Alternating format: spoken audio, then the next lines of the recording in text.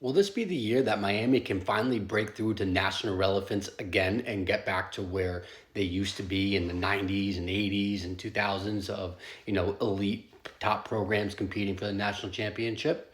Or will we look back in December and say, same old Miami?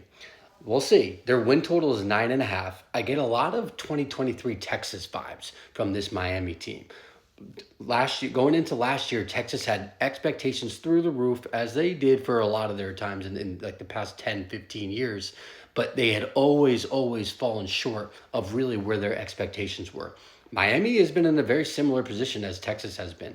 Very few conference championships. I don't think Miami has any ACC championships since joining, or maybe since like the early 2000s. So they have been in a rut for a while. But they have a lot going on for their program right now. They bought arguably the best transfer portal quarterback in Cam Ward from Wazoo. He's a stud, dynamic dual threat quarterback. He'll be elite this year. Probably he'll be the best quarterback in the ACC. Mario Cristobal has just been ravaging the transfer portal. They have brought in the top 10 classes the past couple of years, so they're ready. They're primed for now.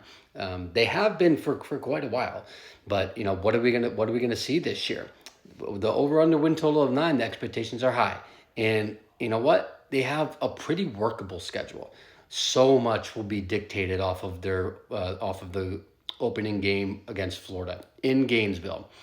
For so many reasons, this game means so much to both Miami and to Florida. It's going to be a heated game.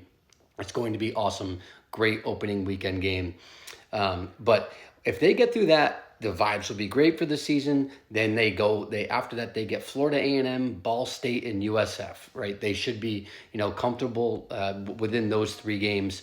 And then really the remaining schedule is pretty workable. They got Florida State and Virginia Tech at home. Like both Florida State and Virginia Tech will be in like top 5-ish for within the conference. Obviously Florida State will be the top contender. But honestly, outside of the swamp, their toughest road game is Louisville. So I think they have a pretty workable schedule. Their team is stacked from top to bottom. A lot will rely on what happens in this first game against Florida. I'm really wanting to say, like, I'm leaning towards Miami to finally break through and become that team that we have wanted and been waiting to see Miami to be for so many years. We'll see what happens. Follow Big Body Ball CFB on all socials: YouTube, Twitter, Instagram, TikTok. Follow